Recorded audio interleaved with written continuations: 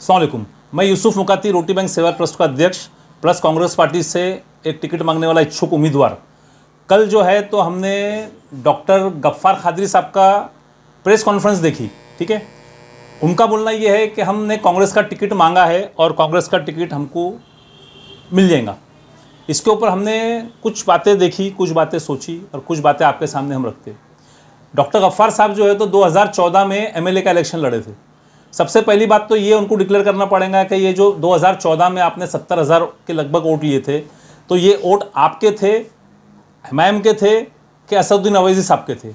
अगर आप बोलते हमारे वोट थे, यानी कि डॉक्टर गफ्फार साहब के वोट थे, तो फिर एमआईएम पार्टी की इतनी जोर शोर से चिल्लाती कि वोट हमारे थे।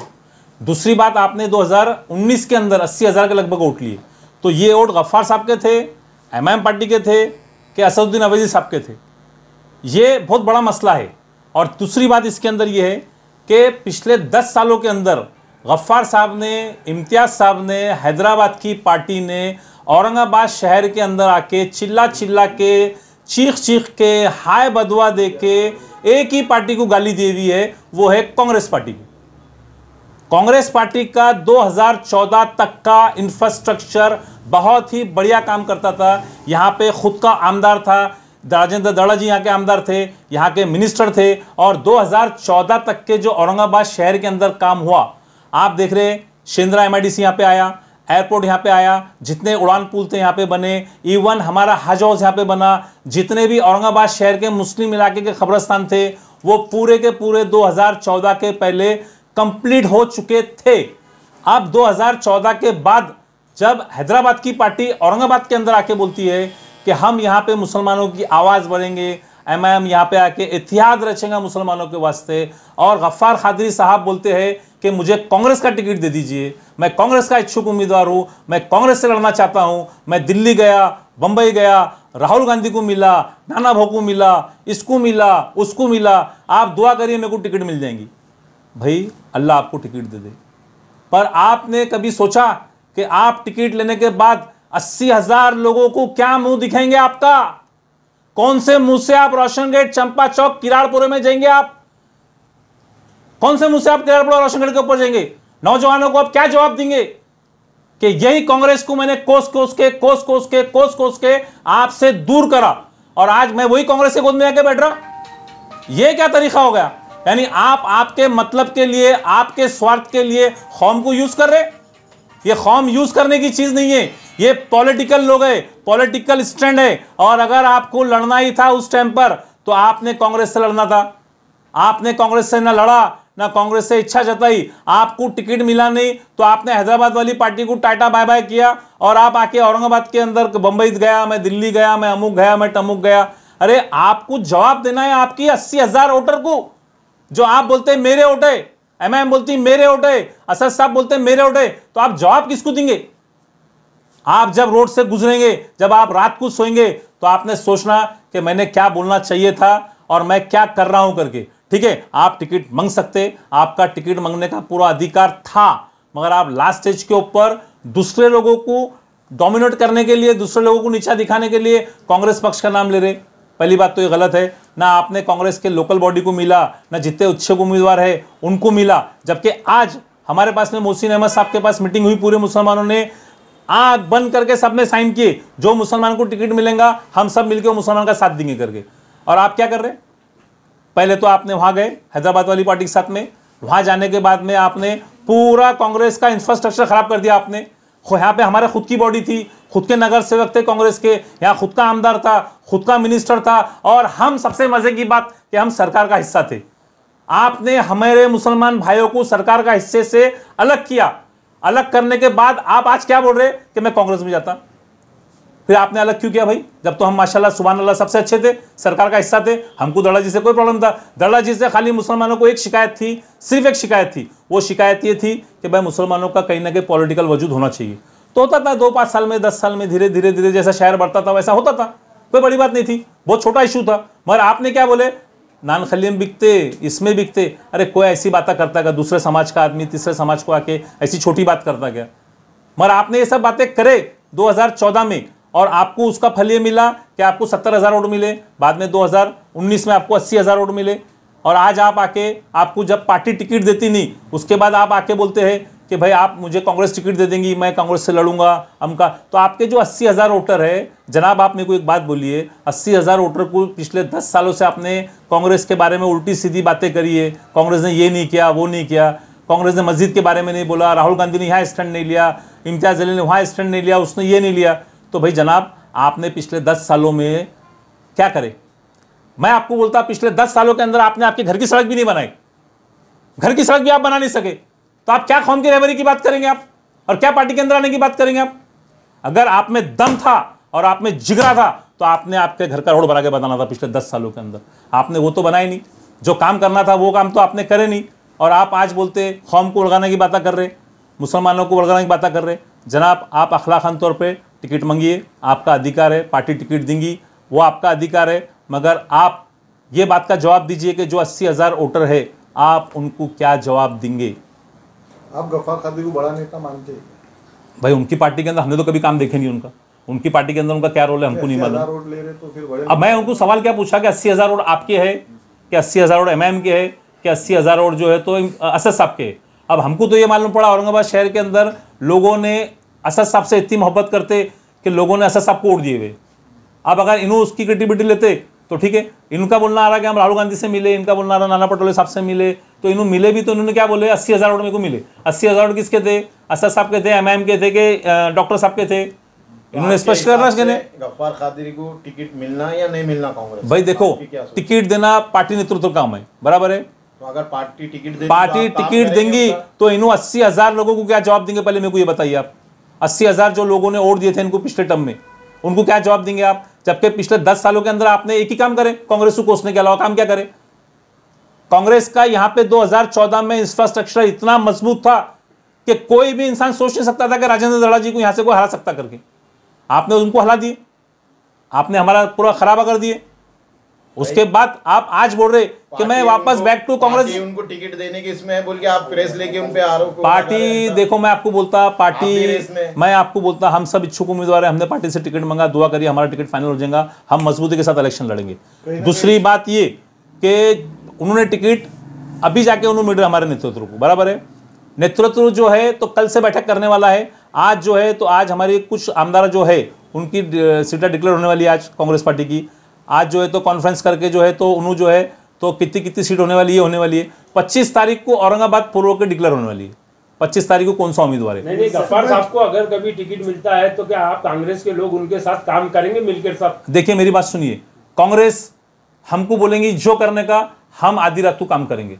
गफ्फार भाई रहो कि कोई भी रहो, हमारा बोलना एक ही आ रहा कि जब अगर कांग्रेस पार्टी इनको टिकट दे भी देती है तो 80,000 लोगों को जवाब कौन देगा? ये कि भाई आपने पहले कांग्रेस के बारे में गलत बात करके आपने पहले वोट हासिल किया और फिर आज आप वापस से कांग्रेस के अंदर आ रहे।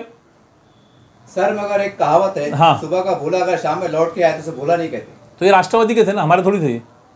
राष्ट्रवादी में जाना उन्होंने, अच्छा राष्ट्रवादी में थे ना। नहीं, सेकुलरिज्म की तरफ आया ना साहब, उन पे आरोप। भाई सेकुलरिज्म तो एमएम भी बोलती ना, हम सेकुलर करके। अभी भी राष्ट्रवादी और कांग्रेस तो साथ में ही ना, मतलब ये है ना। तो भाई उन्होंने उधर जाना ना, राष्ट्रवादी जाकर टिकट मांगना ना। कांग्रेस में आना, देखो आने का कोई प्रॉब्लम नहीं है, आना जाना हमारे पास लगे रहता, 10 आते 100 जाते, कोई प्रॉब्लम नहीं है।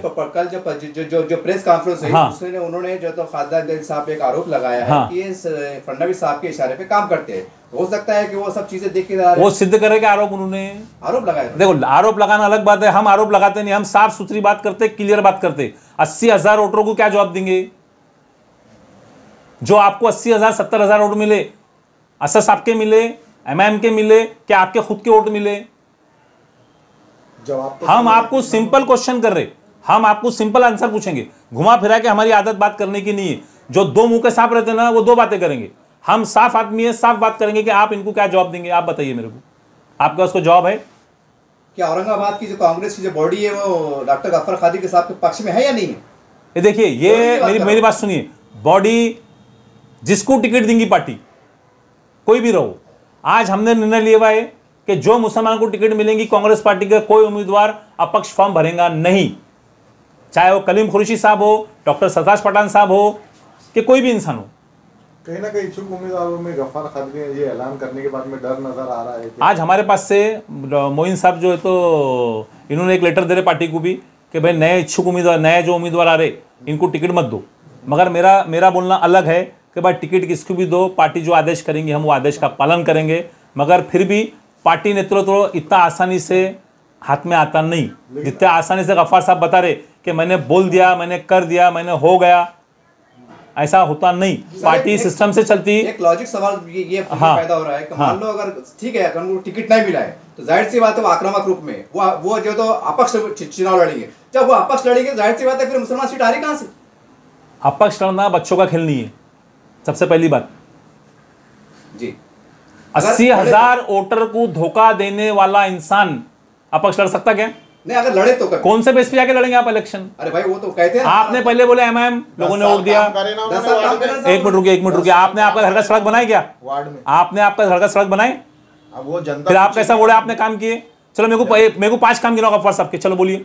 1 2 3 4 5, एक भी काम नहीं। नहीं, ये देखिए बात गलत करिए। सबसे पहली बात मैं आपको बोलता, ना इम्तियाज जलील साहब काम कर सकते, ना डॉक्टर गफ्फार साहब काम कर सकते। उससे सुन लीजिए आप मेरी बात, काम क्यों नहीं कर सकते?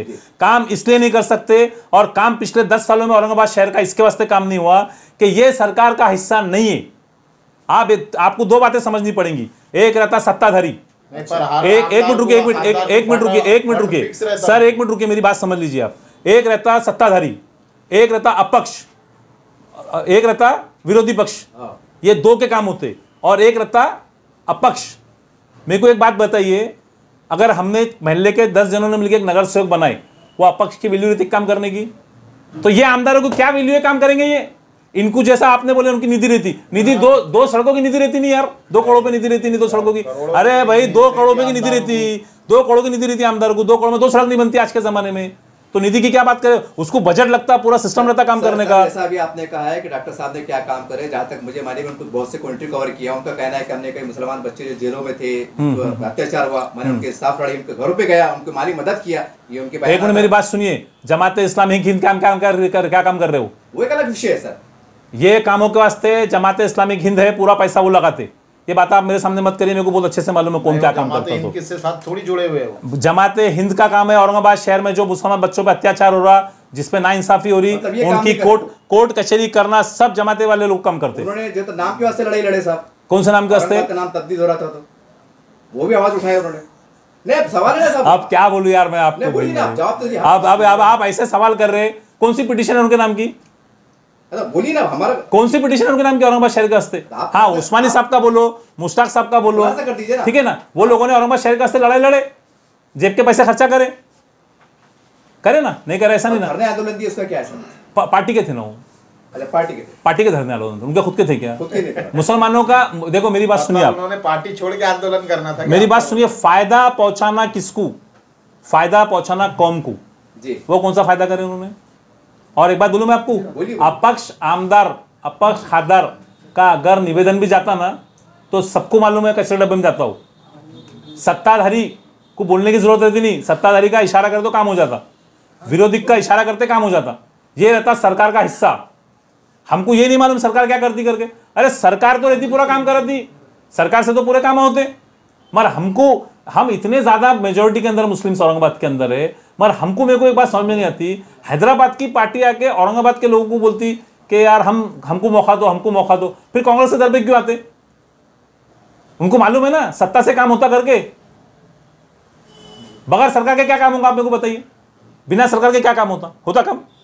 ये लीडरों की राजकारण रहता, ये डरा के इधर जाना बोल के, तो ये डराने के लिए पार्टी के बॉस को जो है तो एक वो रहता क्या भाई डरा के उसको हम जाना। देखिए मेरी बात सुनिए, इसको डराने की बात नहीं करेंगे, इसको स्वार्थी बात करेंगे कि हमारा उल्लू कहां से सीधा करना और कैसा हमने बोलना, कैसा काम करना। और सबसे सॉफ्ट टारगेट था 2014 में कांग्रेस। उसका कारण ये था कि बाबूजी थे नॉन मुस्लिम, मेजोरिटी मुस्लिम्स की थी, तो बाबूजी को दबाना आसान था, तो बाबूजी को दबा दिए, सीधा बात है। कांग्रेस को नीचे लाने में आप मानते हैं? सर एक बात 100% हम कहते हैं कांग्रेस नीचे लाने में। एक बात ये गर्दिश कर रही है कि राहिंदा दड़ा जी भी कहने के रेस में, कहां तक सही बात है? दड़ा जी भी रेस में सुनने में आ रहा है। बाबूजी ने टिकट मांगा नहीं, मगर बाबूजी को टिकट दिए, तो हम बाबूजी का सब मिलके एक साथ काम करेंगे। अच्छा, आखिरी सवाल ये है कि महाराष्ट्र का समीकरण और मराठवाड़ा और औरंगाबाद का समीकरण कैसे देखते हैं? देखिए औरंगाबाद महाराष्ट्र के अंदर इसमें कोई शक नहीं है कि महाविकास आघाड़ी इंडिया गठबंधन की सरकार बनना 100% है। अब औरंगाबाद के शहरान को ये सोचना है कि हमने सरकार का हिस्सा बनना कि नहीं बनना। अगर आज भी औरंगाबाद के लोग हैदराबाद के साथ जाएंगे तो मेरे भाइयों, हैदराबाद से ना फंड आता, ना हैदराबाद से पैसे आते, और महाराष्ट्र से पैसे आते, मुंबई से पैसे आते, महाराष्ट्र पर आपकी से पैसे आते।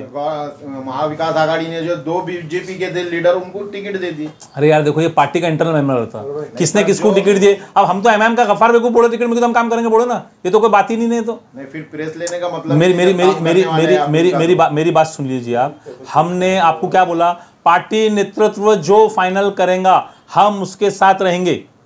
हमारा खाली 2 ही बातें बोलना है। एक, आप 80,000 लोगों के साथ छल कपट कर रहे, जिन्होंने आपको वोट दिए, तो आप क्या मूल्य के उनके पास जाएंगे जिनको आपने 10 सालों के अंदर आपने उनको गालियां दी। सर मेरा आखिरी सवाल है, जब ये वीडियो वायरल होगा तो कई लोग कमेंट करेंगे, तो कमेंट करने वाले क्या बोलेंगे कि इसके बारे में आप क्या राय, किस तरह से राय? मैं एक ही बात बोलूंगा, मौका बहुत अच्छा है, जंग शुरू हो चुकी है, सरकार का हिस्सा बनो मेरे भाइयों, इसके उसके बहका में मत आइए, सरकार का हिस्सा बनो। इंडिया गठबंधन की गवर्नमेंट बनना 100% कायम है, 100% इंडिया गवर्नमेंट की सरकार बनना तय है। तो आपसे मेरी गुजारिश है, इसके उसके बहका में ना आए और इंडिया गठबंधन का साथ दे। जो उम्मीदवार है, हिंदू मुस्लिम जो उम्मीदवार है, उसका साथ दीजिए।